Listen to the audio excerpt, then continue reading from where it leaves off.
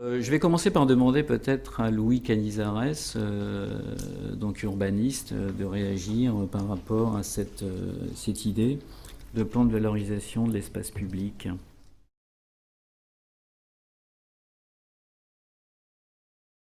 Mais je vais quand même prendre le temps après les nouvelles que vous nous avez données de Robert Max, prendre le temps de le saluer et de saluer son courage, parce qu'on a reçu des messages de sa part ces jours-ci, hier encore. Et bon, voilà, sa passion lui permet voilà, de continuer à garder une envie de faire, malgré sa situation de santé qui est vraiment pas bonne.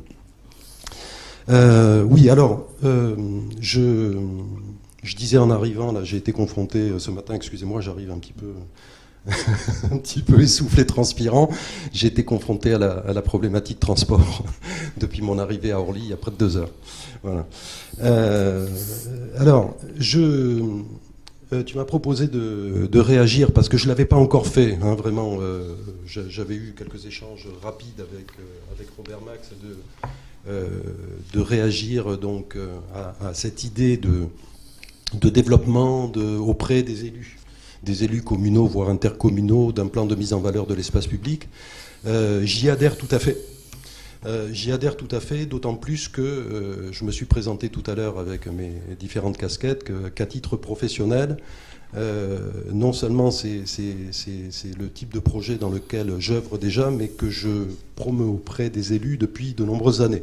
Voilà, donc je ne peux qu'adhérer effectivement à une démarche plus large qui permette de faire entendre aux élus l'intérêt d'aborder la question de l'espace public à une échelle très large, à l'échelle de la commune, comme tu l'as précisé, et voire à l'échelle intercommunale.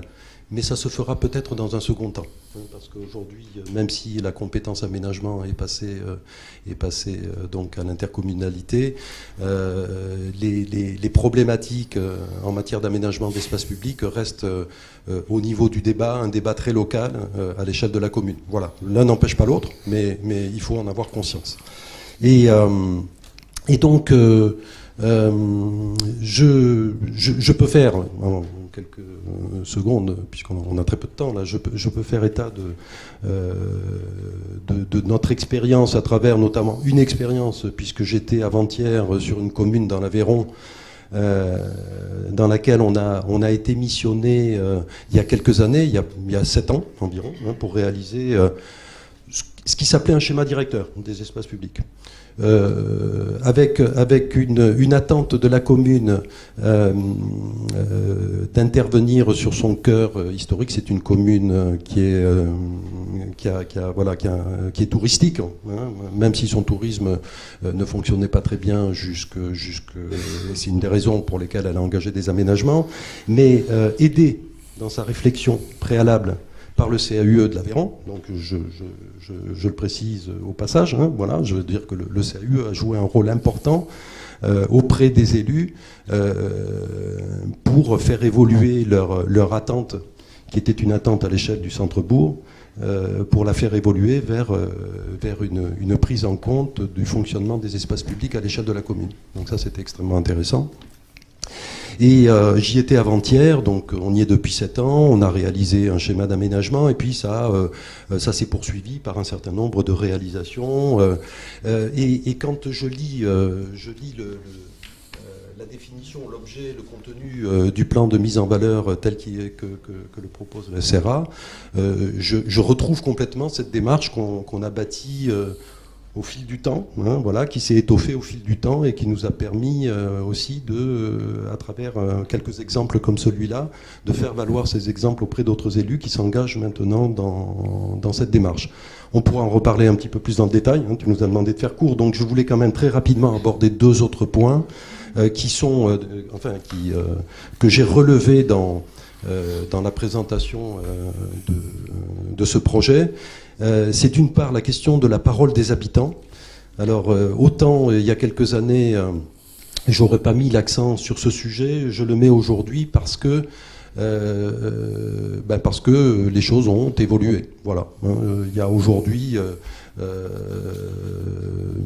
une parole des habitants qui se libère, parce qu'il y a aussi des élus qui entendent l'intérêt effectivement de donner la parole aux habitants. Et donner la parole aux habitants, c'est pas faire de la pseudo-concertation, de l'information dénommée concertation, c'est réellement de leur donner la parole. Et pour leur donner la parole, il faut mettre en œuvre des méthodes qui ne sont pas très compliquées, et ça fonctionne.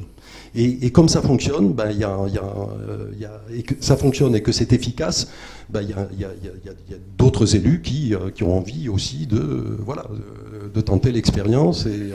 Et donc ça, c'est un point, me semble-t-il, extrêmement important. C'est-à-dire qu'on peut le mettre très en avant aujourd'hui dans l'élaboration d'un projet d'approche de l'espace public à l'échelle de la commune. Les habitants peuvent être de réels acteurs aujourd'hui. Voilà. L'autre sujet, bien entendu, par rapport à mon autre casquette, vous ne serez pas étonné, que j'ai relevé et que j'ai souligné dans le projet que vous avez mentionné, l'établissement de ce document doit être confié à un urbaniste indépendant. Donc, très rapidement, là aussi, ça m'a... je dirais, ça a déclenché ça fait plaisir. À la fois un sourire, de plaisir, et puis à la fois une grimace aussi. Alors le sourire, c'est parce que nous, au niveau de l'Office professionnel de qualification des urbanistes, œuvrons depuis de très nombreuses années pour que cette profession soit reconnue à part entière, considérant que l'urbanisme est une discipline à part entière, et que donc, pour faire de l'urbanisme, il faut des urbanistes. Et donc, merci de l'avoir mentionné de cette manière. Et puis, la grimace, c'est simplement par rapport à l'urbain indépendant. Malheureusement, j'ai tendance à dire en ce moment que c'est une espèce en voie de disparition. On développera peut-être tout à l'heure un petit peu plus, mais je peux témoigner...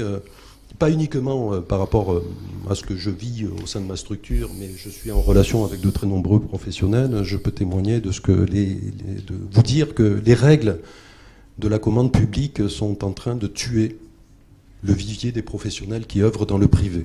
Voilà. Ça mérite des explications, bien entendu, mais puisqu'il fallait faire court, je vous le dis comme ça, très, très clairement. Et donc... il ne faut peut-être pas attendre que ce vivier ait disparu avant de réagir. Et donc, du coup, je termine, puisqu'on s'était rencontré avec Yves Malfilâtre à l'époque de la loi SRU. On avait pas mal échangé, puisque j'avais réalisé un petit ouvrage sur le PADD à l'époque, plein d'enthousiasme.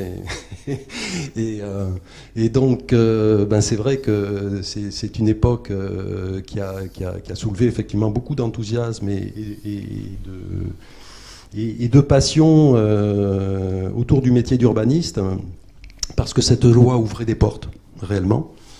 Et qui se sont pour certaines refermées assez rapidement, mais par contre, ce dont je voulais témoigner, c'est qu'on a assez rapidement, par rapport à l'ambition dans la réalisation des PLU, etc., on a très rapidement rencontré un problème d'inadéquation entre la fiscalité de l'urbanisme, les moyens dotés, dont sont dotés les communes et les intercommunalités, et la production de ces documents d'urbanisme.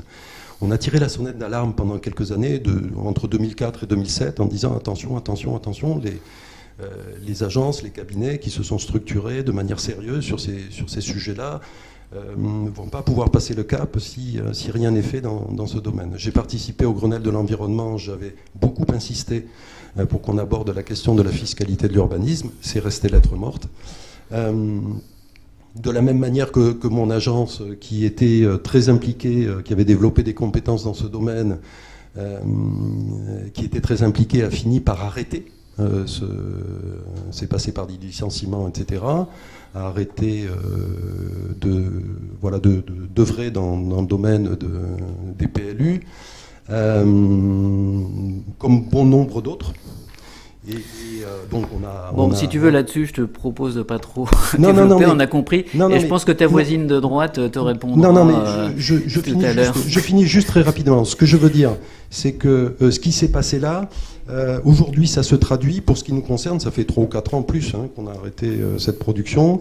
Il n'y a pas une semaine sans qu'on soit sollicité par des communes qui cherchent désespérément des prestataires pour réaliser ce type des documents d'urbanisme.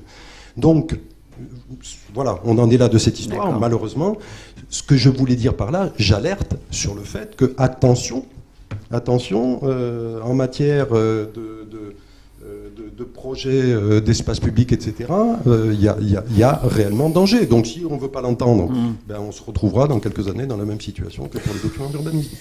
Voilà. Ok, merci. Mais par contre, non, tu continues, non, excusez-moi, parce que je termine sur une note. Tu as encore le droit à une phrase. Non, mais je suis, je reconfirme ce que j'ai dit au départ, très partant, effectivement, pour développer, pour faire valoir ce type de projet auprès des élus.